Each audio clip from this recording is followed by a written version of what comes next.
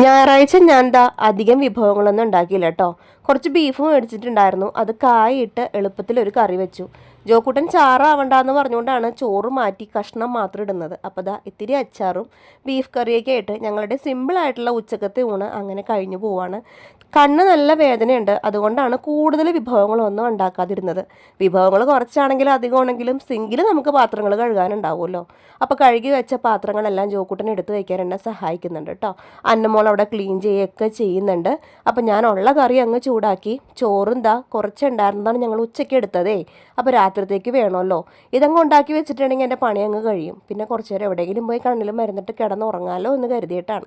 അപ്പോൾ അങ്ങനെ സ്ലാബെല്ലാം നന്നായിട്ട് ക്ലീൻ ചെയ്യുവാണ്. ദൂരത്ത് ഞാൻ കാണിക്കുന്നത് എന്താണെന്നോ, ഒരു വാഴ കുലച്ച് വരുന്നുണ്ട് കേട്ടോ. അപ്പോൾ ചോറ് നന്നായിട്ടായി വന്നിട്ടുണ്ട്. അതൊന്ന് വാർത്തടയ്ക്കുകയാണ്. ഈ ചൂടടിക്കുമ്പോൾ കണ്ണിന് വല്ലാത്തൊരു വേദനയും വിങ്ങലും ആണെന്നേ. അപ്പോൾ കുറച്ച് കഴിഞ്ഞിട്ട് കാണാം കേട്ടോ.